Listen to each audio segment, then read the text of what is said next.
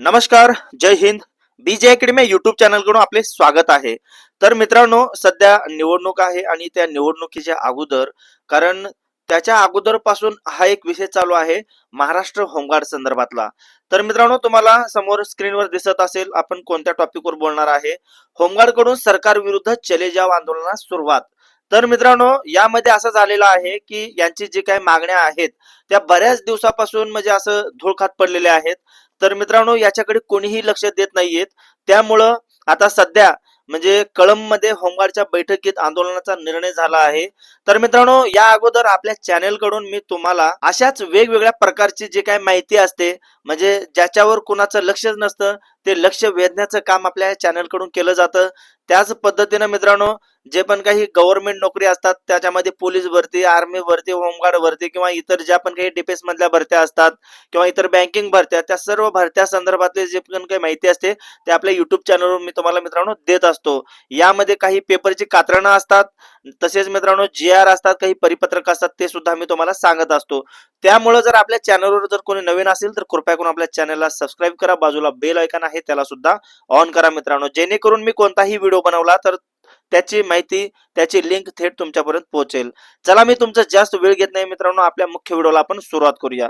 तर मित्रांनो, यामध्ये काय म्हटलेले आहे पहा. महाराष्ट्रातील होमगार्ड बांधवांच्या ज्वलंत प्रश्नांकडे सरकार जाणीवपूर्वक डोळेझाक करत असल्याचा थेट आरोप करत बसव प्रतिष्ठानचे अध्यक्ष तथा समाजसेवक डॉक्टर रामलिंग पुराणे सर यांनी पुन्हा एकदा सरकार विरोधात आंदोलनाचा एल्गार केला आहे.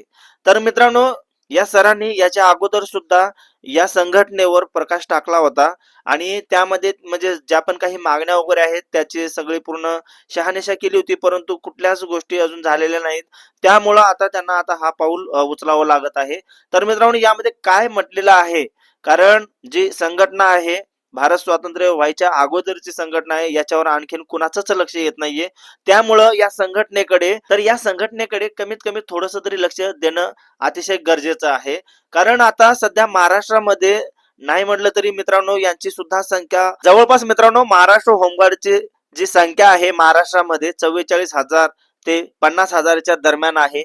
आणि एवढ्या मोठ्या संख्येनं हे जे काही दल आहे मित्रांनो, तर याच्याकडे लक्ष जाणं अतिशय गरजेचं आहे. परंतु मित्रांनो, बऱ्याच प्रकारचे आंदोलन झाले, बऱ्याच ठिकाणी मित्रांनो शासनास म्हणजे याबद्दल त्यांना म्हणजे निदर्शनास आणून दिलं की बाबा खरोखरच आता सध्या महाराष्ट्र होमगार्डची जी पण काय आहे त्यांना तुम्ही मानधन वाढवला, परंतु त्यांचं जे काय रोजगाराचा जो विषय आहे तो रोजगाराचा तोडगा तुम्ही कधीच काढलेला नाहीये. त्यामुळं बसव प्रतिष्ठानचे जे अध्यक्ष आहेत तथा समाजसेवक डॉक्टर रामलिंग पुराणे सर हे आता याच्यामध्ये लक्ष टाकले मित्रांनो.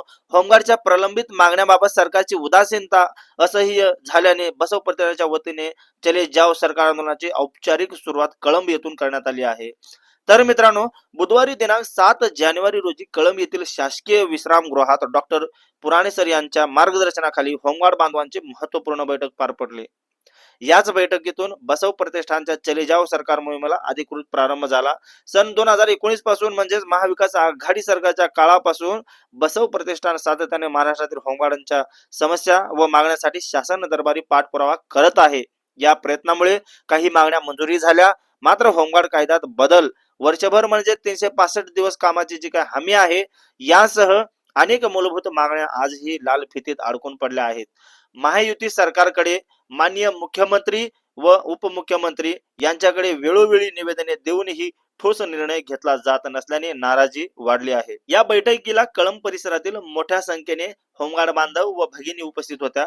बैठकीत आंदोलनाची पुढील दिशा ठरवण्यात आली, जनजागृती करण्याचा निर्णय घेण्यात आला आणि उपस्थितांनी एकमुखाने आंदोलनाला पाठिंबा जाहीर केला आहे. आता मित्रांनो, यामध्ये होमगार्डच्या समस्यांकडे सरकार जाणून बुजून दुर्लक्ष करत आहे.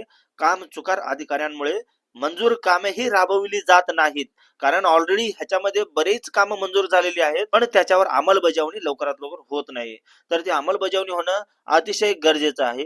आम्ही वारंवार कळवूनही आमची पत्रे दडपली जात आहेत. शासनाने तत्काळ लक्ष घालून होमगार्ड बांधवांना न्याय द्यावा, अन्यथा पुन्हा आझाद मैदानात चले जाव सरकार आंदोलन छेडले जाईल. तर मित्रांनो, हे अशा पद्धतीचं म्हणजे पेपरचं कात्रण आहे. आणि तुम्हाला काय वाटतंय मित्रांनो, ते नक्की कमेंट्स मध्ये सांगा, कारण बऱ्याच दिवसाची ही संघटना आहे, या संघटनेमध्ये बदल झाला पाहिजे किंवा नाही, तुम्हाला कसं वाटतंय तुमची प्रतिक्रिया मित्रांनो आपल्या कमेंट्स बॉक्स मध्ये सांगा. परंतु मित्रांनो तुम्हाला एक सांगणं आहे, प्रतिक्रिया देताना थोडंसं पॉझिटिव्ह, परंतु मित्रांनो तुम्हाला एक सांगणं आहे, प्रतिक्रिया देताना कमीत कमी तुम्ही पॉझिटिव्ह देत राहा.